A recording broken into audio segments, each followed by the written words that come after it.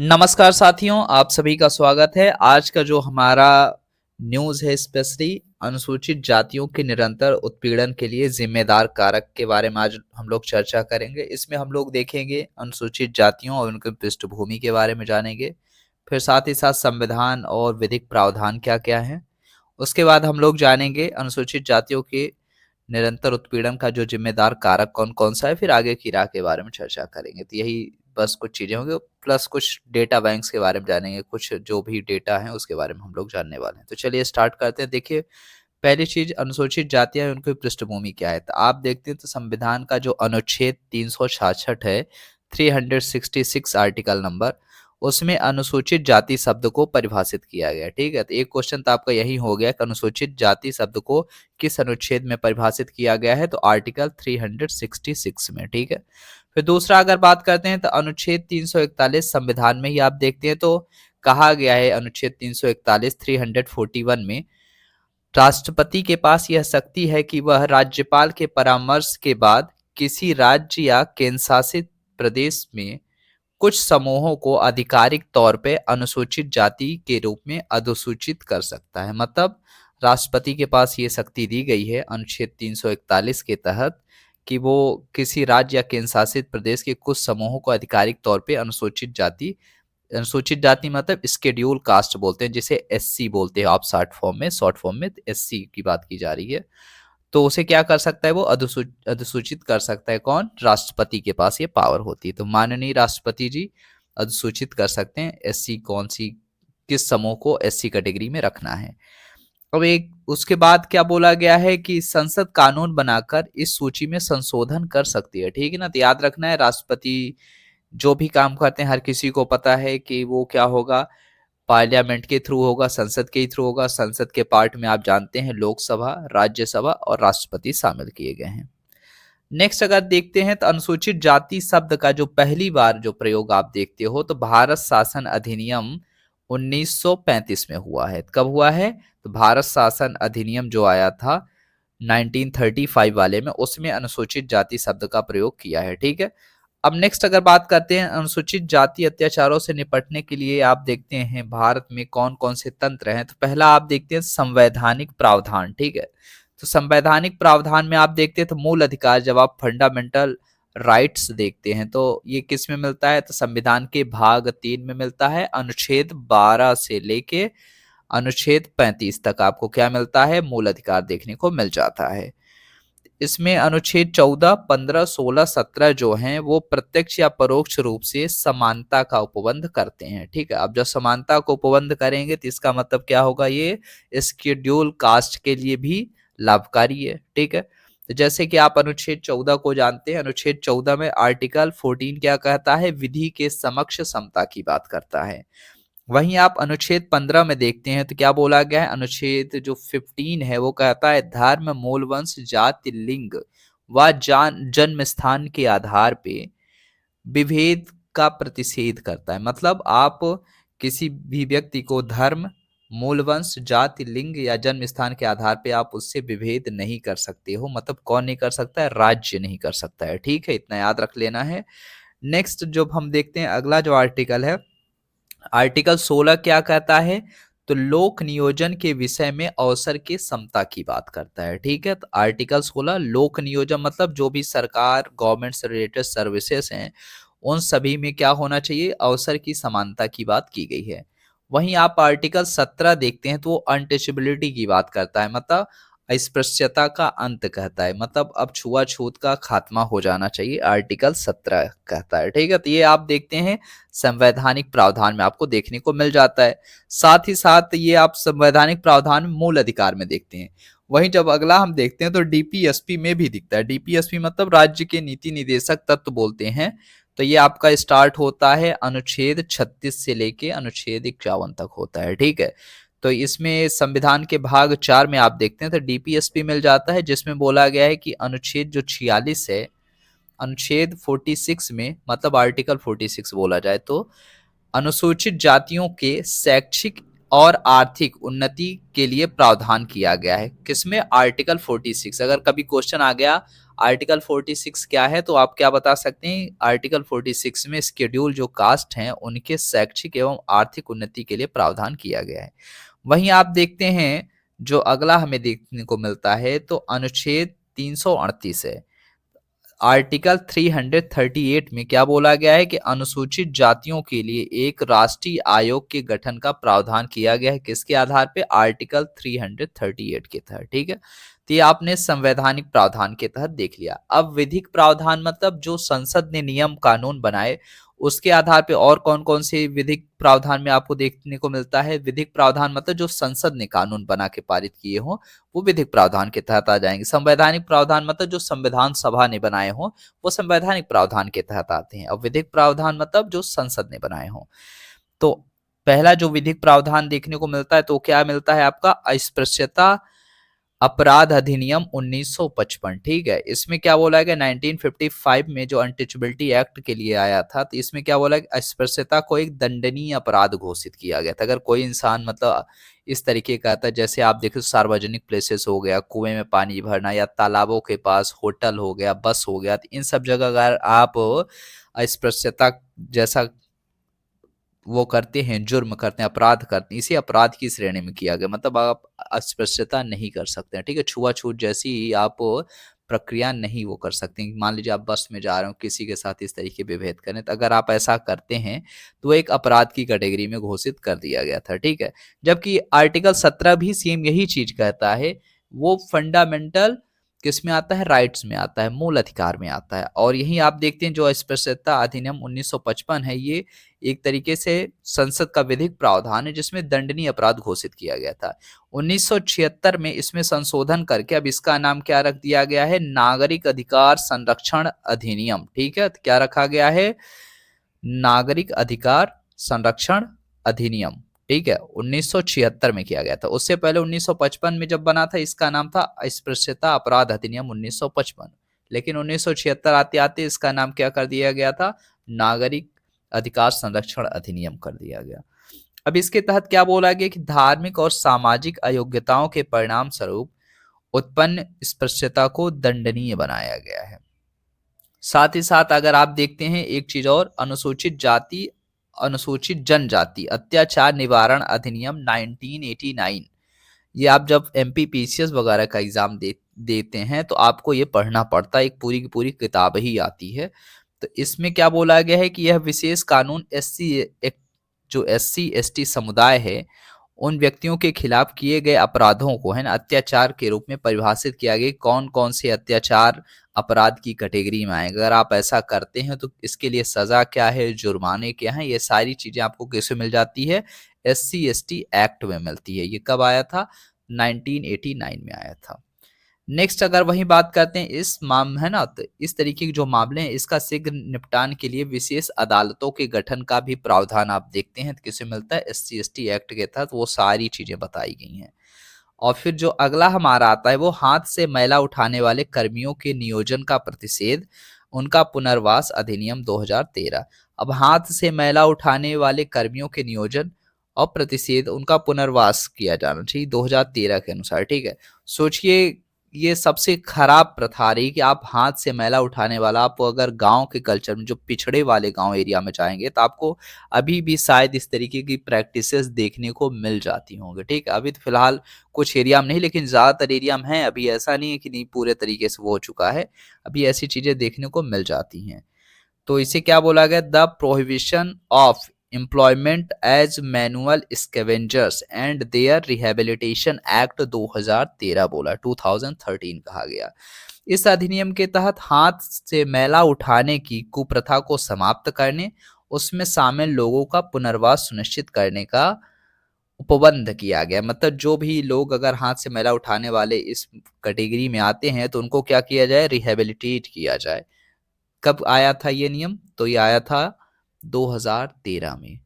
Next अगर वहीं अब बात करते हैं तो जो एससी एसटी एक्ट है उसमें संशोधन भी किया गया था 2015 में। तो आप कह सकते हैं अनुसूचित जाति अनुसूचित जनजाति अत्याचार निवारण संशोधन अधिनियम 2015 भी एक तरीके का, जिसमें कहा गया कि एससी एसटी समुदाय से संबंधित महिलाओं के खिलाफ यौन अपराधों को भी अत्याचार की परिभाषा में जोड़ा गया है। ठीक है, ये बहुत बड़ा अपराध है और इसे सोचिए अभी तक नहीं जोड़ा गया था, 2015 से पहले तक इसे 2015 में जोड़ा गया।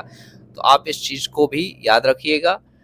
नेक्स्ट अगर हम बात करते हैं अनुसूचित जातियों के निरंतर उत्पीड़न के लिए जिम्मेदार कारक कौन कौन से हैं, ऐसे कौन कौन से कारक हैं जो इनके उत्पीड़न के लिए जिम्मेदार माने जा सकते हैं। तो पहला आता है आर्थिक दशा का सही न होना।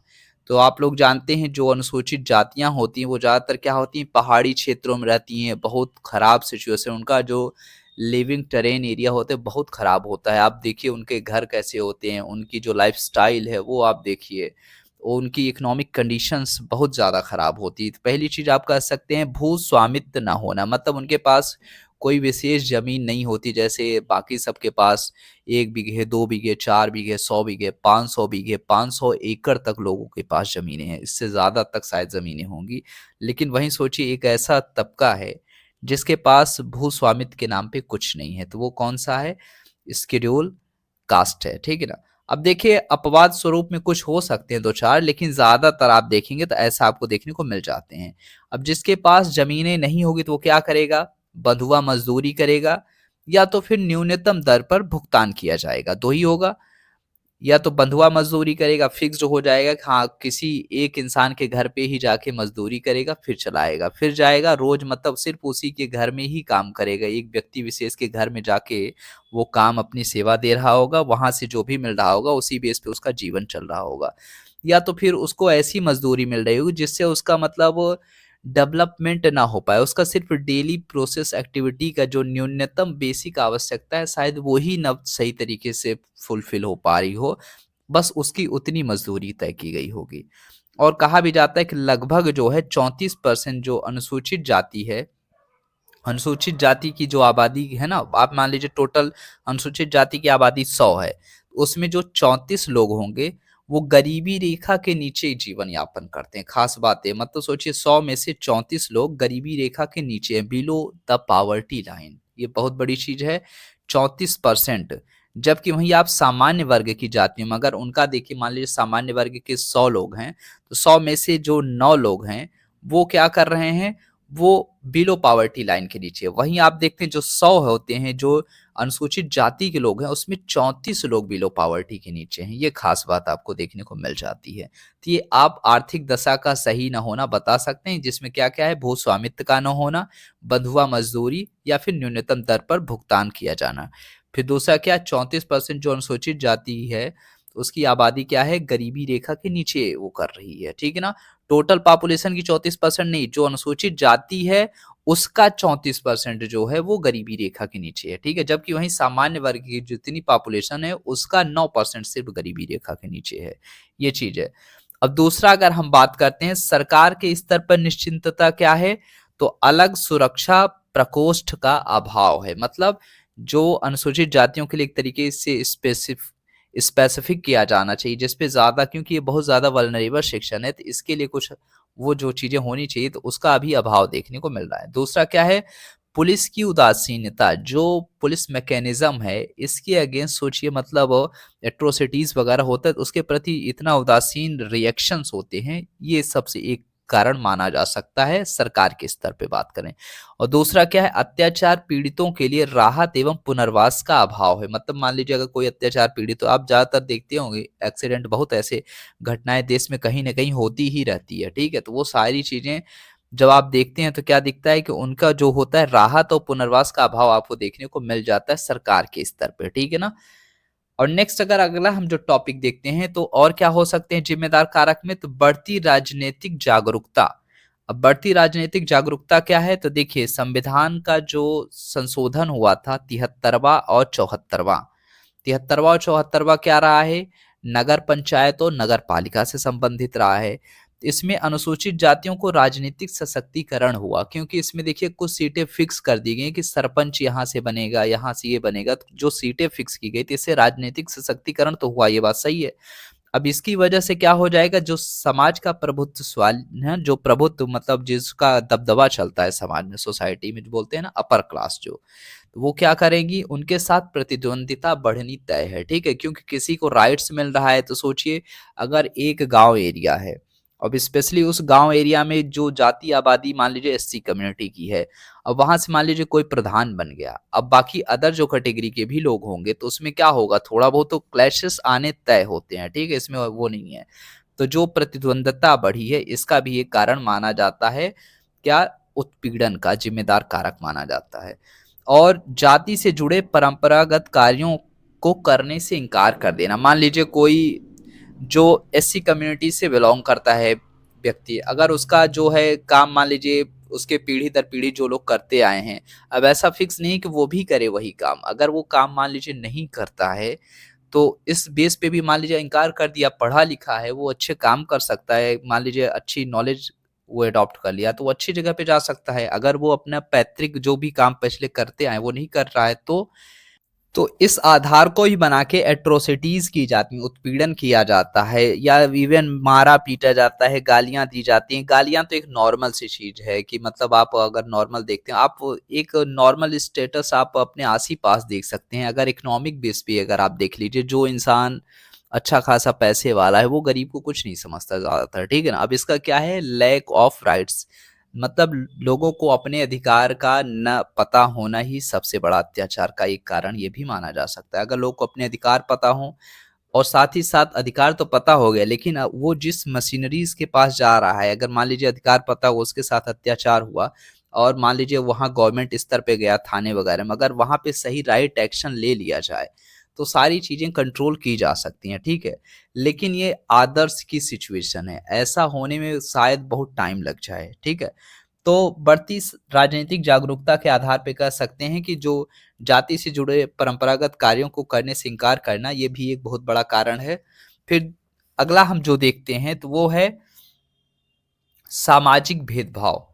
सामाजिक भेदभाव आप देख सकते हैं उत्तर प्रदेश, राजस्थान जैसे, स्पेशली जो पश्चिमी उत्तर प्रदेश का हिस्सा है, जिसमें आप लोग ज्यादातर खबरों में पढ़ते रहते हैं कि घोड़ी पे नहीं चढ़ने दिया गया, अगर दूल्हा घोड़ी पे चढ़ रहा है तो उसे मार दिया जा रहा है, या कुछ ऐसे कुछ आप देखने को न्यूज में ज्यादातर मिल जाता है, ठीक है। तो ये सारी चीजें होती हैं। और राजस्थान जैसे राज्यों के कुछ क्षेत्रों में, पूरा नहीं, पूरे पूरे राज्य की नहीं बात की जा रही, कुछ क्षेत्रों में बात की जा रही, राजस्थान और उत्तर प्रदेश के कुछ क्षेत्रों में अन्य जातियों के वर्चस्व के कारण एससी के खिलाफ अत्याचार की घटनाएं होना।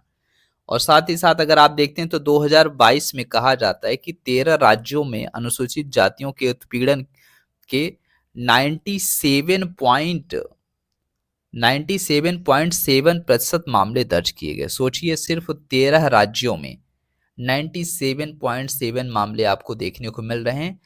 केवल 13 राज्य ही मिला के जितने मामले दर्ज किए गए थे, उसमें 97.7 सिर्फ 13 राज्यों का उसमें था। तो ये बहुत बड़ी बात है। नेक्स्ट अगर हम देखते हैं, और अगला कारण क्या हो सकता है, तो कानूनी तंत्र को लागू करने में विफलता।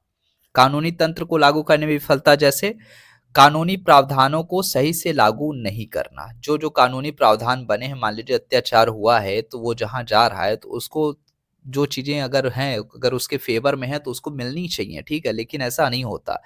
थोराट समिति, ऊषा थोराट समिति हर किसी को पता है, 2007 के अनुसार शिक्षा में जातिगत भेदभाव मौजूद होना, ये बहुत बड़ी बात है। मतलब शिक्षा में जातिगत भेदभाव मौजूद होना, ये ऐसा नहीं है कि खाली आप गांव या पिछड़े स्तर पे, ये आप यूनिवर्सिटीज लेवल पे भी देखने को मिलता है, ये खास बात है।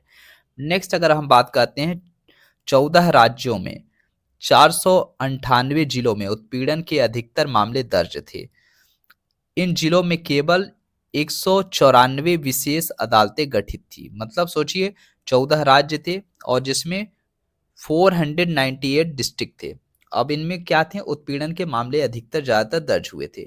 लेकिन बात किया जाए तो इसमें केवल सिर्फ 194 विशेष अदालतें गठित की गई थी।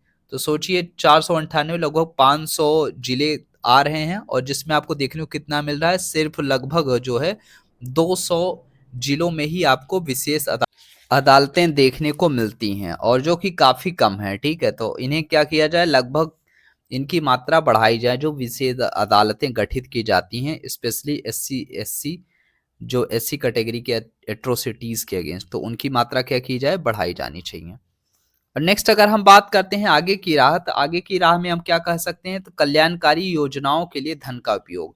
ऐसे राज्य या केंद्र शासित प्रदेश जो कल्याणकारी योजनाओं को उचित रूप से लागू नहीं कर पाते हैं, उनसे सख्ती से निपटा जाए। और यह भी सुनिश्चित किया जाना चाहिए कि किसी भी लाभार्थी को किसी भी योजना से वंचित ना रखा जाए। जो जिस कैटेगरी के तहत आता है उसको वो सुविधाएं मिलनी चाहिए। और दूसरा क्या कहा जा सकता है, जो सहकारी संघवाद की भावना के तहत राज्यों को केंद्र प्रायोजित योजनाओं के सुचारू क्रियान्वयन के लिए अपने हिस्से के संसाधनों का सक्रिय रूप से योगदान किया जाए। और अगर हम अगला देखते हैं तो इसमें हम कह सकते हैं कि परिमाणात्मक लक्ष्य तय करने चाहिए। सभी कल्याणकारी योजनाओं के भौतिक लक्ष्य निर्धारित किए जाने चाहिए ताकि योजनाओं के क्रियान्वयन से किसी भी चरण में राज्यों या अन्य एजेंसियों द्वारा लापरवाही ना बरती जाए। ठीक है, तो भौतिक लक्ष्य निर्धारित करना बहुत जरूरी होता है। इससे पता चलता रहता है ना कि हाँ किस तक क्या चीजें पहुंची नहीं पहुंची। जैसे कि आप देख सकते हैं प्रधानमंत्री आवास योजना, अब किसके घर पक्के के बने हैं ये पता तो चलता है कि हाँ देख के लग जाता है हाँ भाई इनके तक पहुंच चुकी है।